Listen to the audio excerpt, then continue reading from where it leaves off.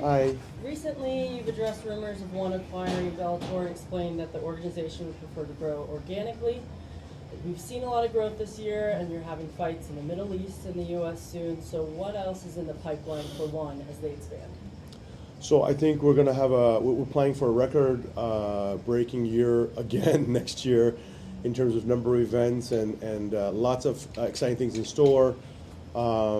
As you saw, we just launched our first fight also in special rules boxing, and I think that could end up being a very exciting product for us as well.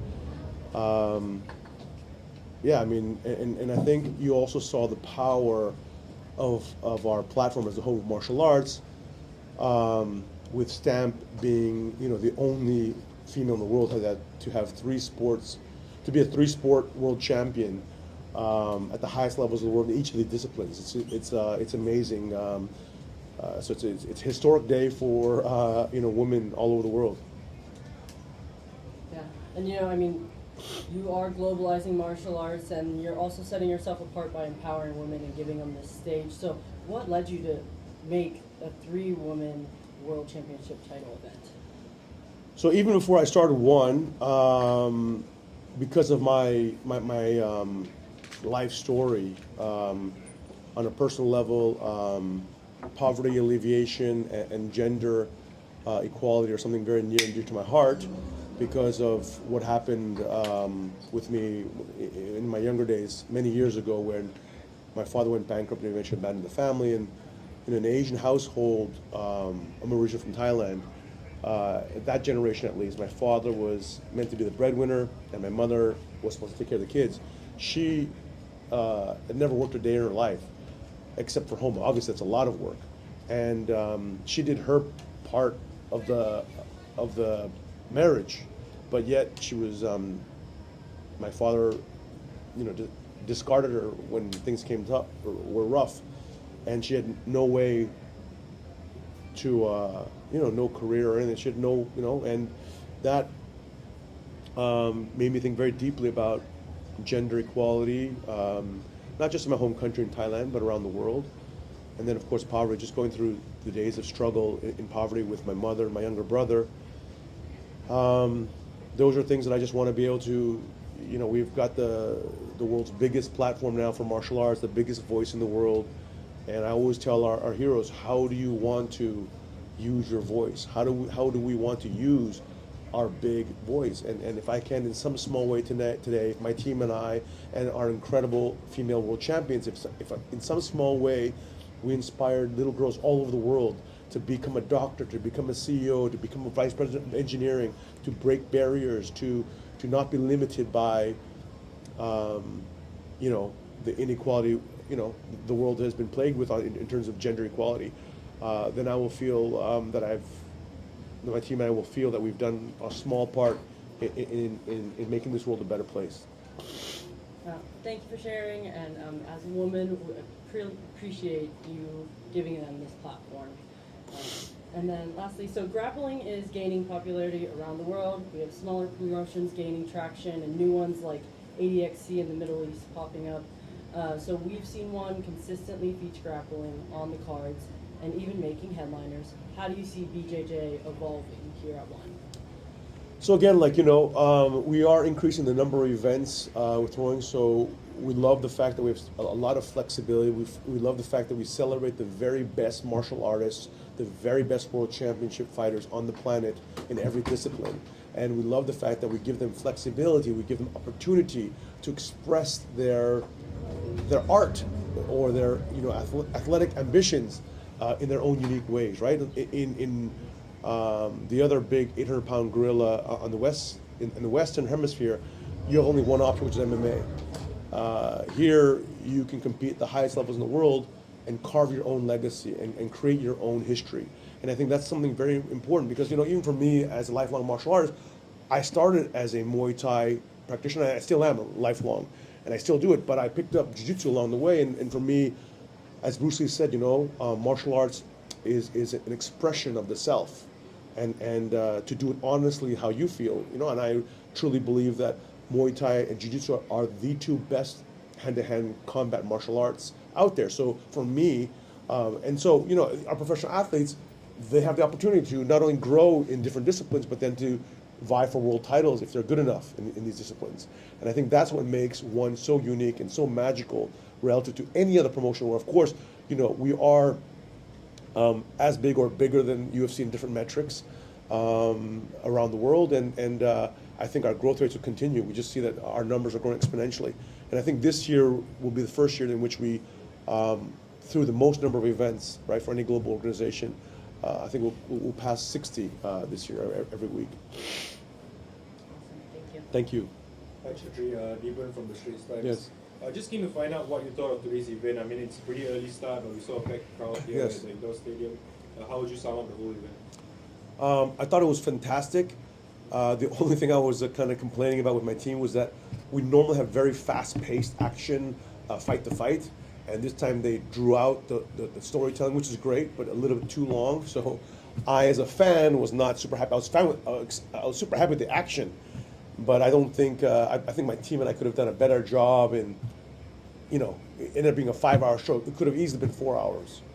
Just a question on Angela. What does this departure mean for ONE, and could you also sum up the career she's had so far in ONE Championship? Yeah, Angela is a pioneer, trailblazer, arguably, one of the best pound for pound female world championship martial artists on the planet during her reign.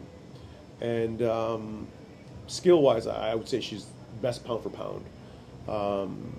But that always didn't translate in the cage, against especially someone like Jing Nan was able to solve the puzzle of Angela. But in terms of skill set, I think her legacy will be one of love and kindness and authenticity, much like Victoria.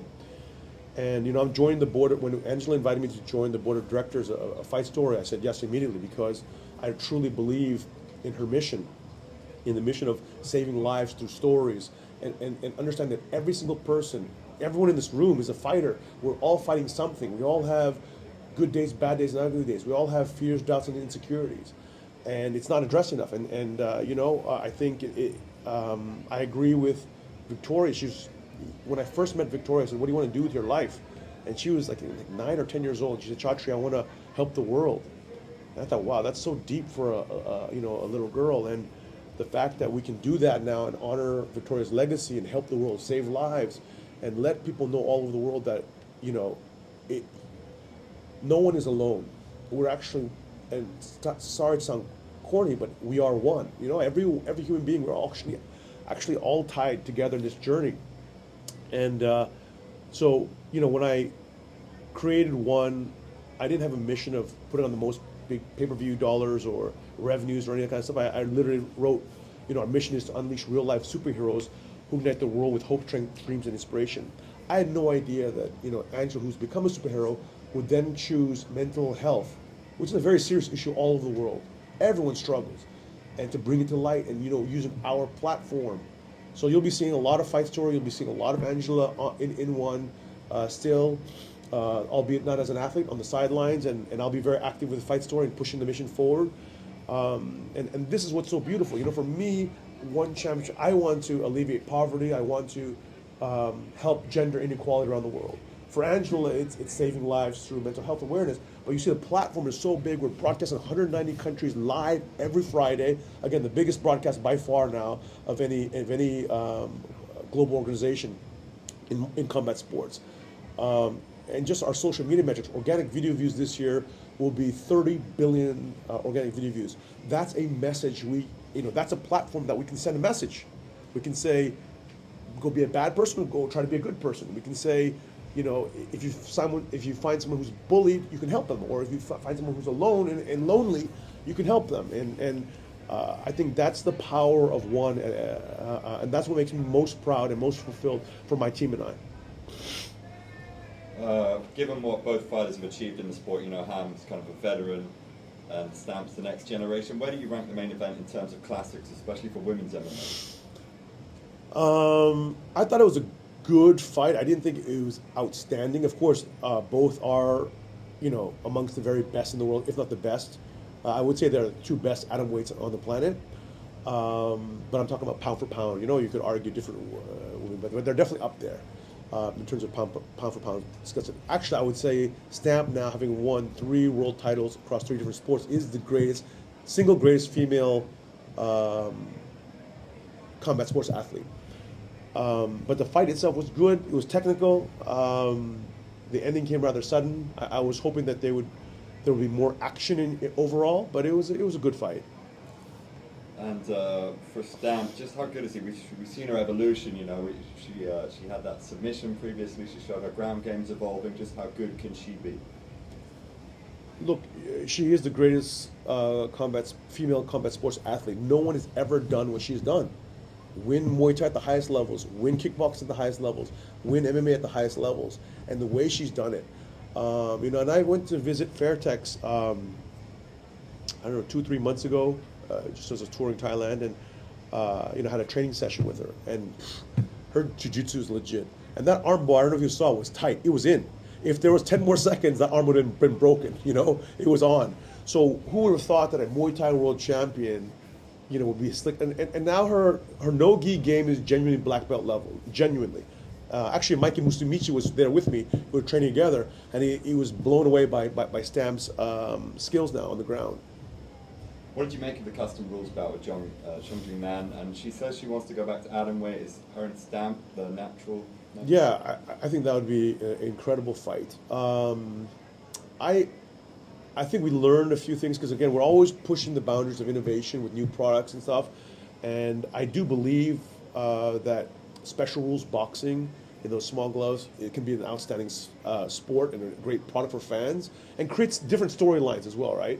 But I think the big learning we had was if you put 2 people in there without one punch KO power, it gets a little bit messy and it doesn't get as dramatic as we want. But if you put 2 people with one punch KO power, I think the fights would be spectacular, right? And people would like to go toe to toe. Again, the very first duo that we offered this special rule fight was actually Liam Harrison and John Lineker, and they both accepted. Now you imagine if that fight was John Lineker there with Liam Harrison. Somebody would have gotten knocked the hell out, right? So that is the concept. We want dynamite hands, and again, another way for a martial artist to express yourself. Yes, Liam Harrison has amazing hands, but he's obviously a Muay Thai world champion. Why can't he pick up another title in another sport?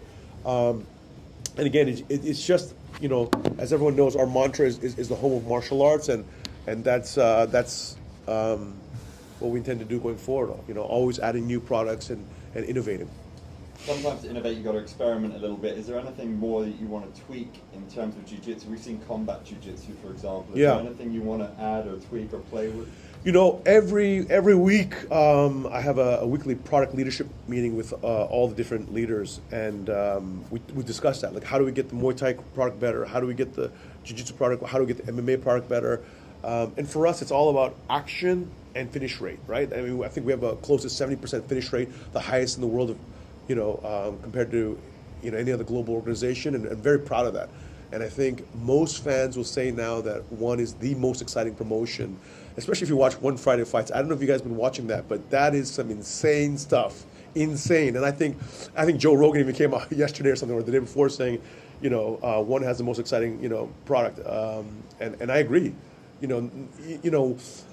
What you see in, let's say, the UFC is very sloppy, mediocre-ish striking, because they're not strikers.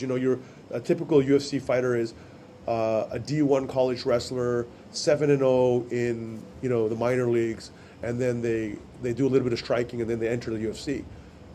And ONE, all these are world champions before they arrive, and they're already multiple world champions at their peak of their career when they arrive. Anyone from an Anissa Maxson to a DeBella to a Rotang or Tawancha or Superbon or any of these legit killers, and that's what makes us different, is that we truly, like, if you look at our roster, I think UFC has about 700 athletes, and so do we, around there. But if you look at the number of world championship titles that our athletes have won before they joined ONE, right? It's like half the organization. You go to a UFC or a Bellator, it's like maybe 20, 30. That's maximum. That's why you see a lot of sloppy jiu-jitsu, sloppy low-level striking in those organizations, whereas in ONE you see the very, very best. on the planet in each of the disciplines, and then of course with MMA as well. So I think, bar none, we have the most exciting experience for fans all over the world. You said we'll see more of Evangelist. She's in the commentary booth tonight. Is that a role we might see more of her in? Yeah, you know, she's experimenting. We're discussing ways to push fight story, the mission of saving lives through stories and mental health awareness, and so we'll put our heads together and think different things. But I think she's a natural. I just saw her. She was first time I ever saw her. She's a natural. So I definitely would love to see more of her. Yeah, but I don't know if that is what she wants. You know, I know she's very, very driven on honoring Victoria's legacy. Thank you. Oh, speaking of Friday fights, last week was a big night for Muay Thai. The numbers came out. Yeah. Pretty. Yeah, biggest in history by far, by far. You know, it's crazy. We're trending number 2 in America. We're trending number 3 in the UK. We're trending number 1 in Indonesia. Trending number 1 in Thailand. Number 11 worldwide on YouTube. Like just, and the list goes on in different countries. And like that, when we made that card, I told my team just do it for Thailand. I didn't literally care about any other market. Of course, I know we broadcast One Friday Fights on YouTube.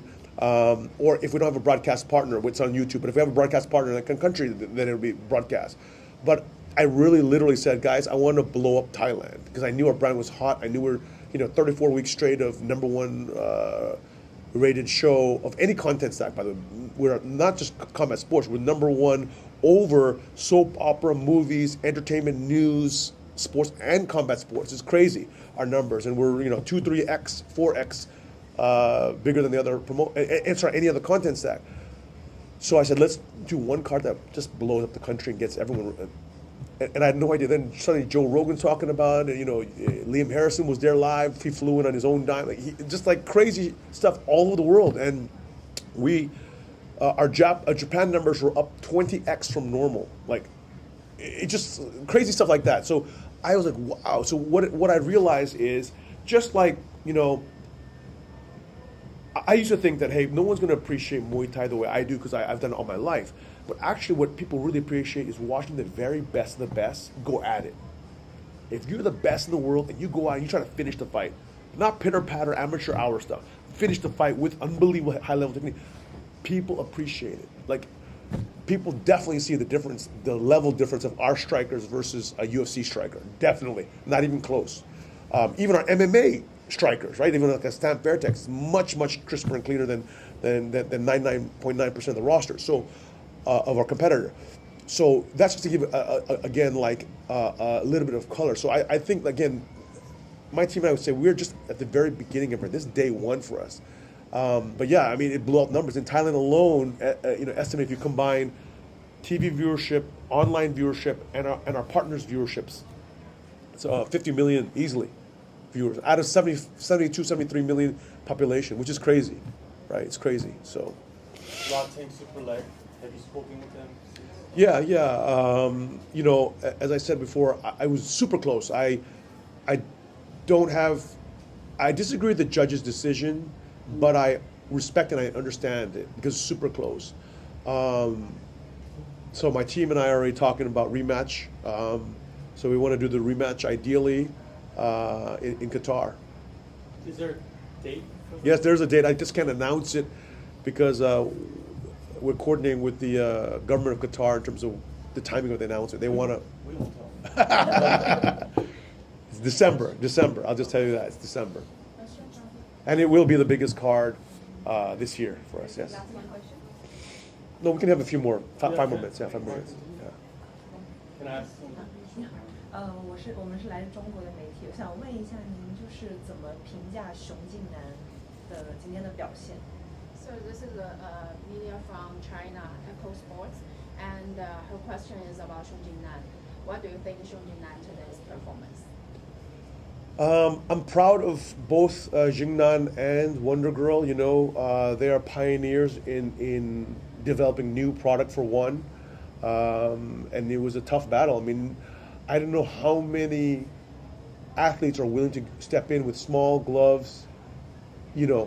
It's a scary thing, and just a bang. So I really appreciate Jingnan. I really appreciate Wonder Girl. they're making history as two female superstars.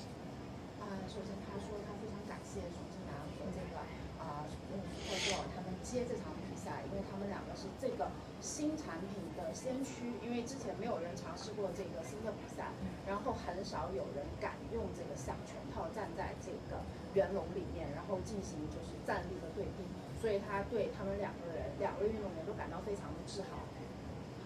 Thank you. Thank you. Can I ask? Yes, of course. All right. Man, I lost my train of thought. Where's Nick? Okay, Nick's not here today? He's busy. Oh, He's okay, in got here. it. Got it. Last week you ruffled some feathers with Yeah. your comments about K1. Yeah. I believe the K1 producer or head of global Yeah. responded. Did you see his response? No, I haven't. Look, what I meant to say, and I think my words were taken out of context. Of course, K1 30 years ago, 25 years ago, was a powerhouse in the world of striking. I'm saying today, right? Today, the viewership is literally, 2% of one championships, and those are facts. It's not a disrespect thing, right? And I genuinely believe that we have a higher level roster. So, could I have phrased it better? Probably, but it was, in the heat of the moment. And so I mean no disrespect to K1.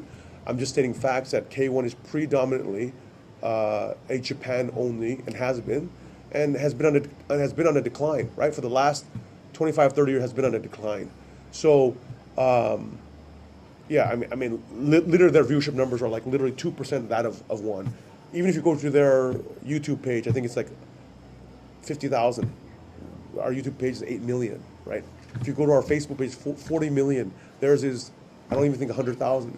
So I'm just stating facts, but I did not see whoever responded, whatever it is. I don't pay any attention to them at all. That's not my. I'll just tell you that all the best K1 fighters want to join one, and I'll tell you their biggest star joined one, right? Takeru. So that's what I can say. Yeah. With Takeru, do we have any news about him? Yeah, he's going to be fighting imminently. I'm going to make an announcement. Hopefully in the next few weeks. Yeah, two weeks. Hopefully. Are you looking to talk to him also? No. Yeah, we have a big event planned. A few big events planned, like one of our big tentpoles, like big stadium events, outside of Thailand, outside of Singapore. So just somewhere. Yeah. Joe Rogan on his podcast said that he's interested in commentating Muay Thai. Yeah. Yeah. Well, Joe, you and I know each other. Come on, anytime, man. If you want to commentate in the #1 league by far in Muay Thai, absolute killers and monsters, which you know already, Joe, give me a call. Hey, what's going on, everybody? Dom Lau here from One Championship. You are tuned into the best damn martial arts news outlet anywhere in Asia. SCMP Martial Arts, baby. Give them a follow.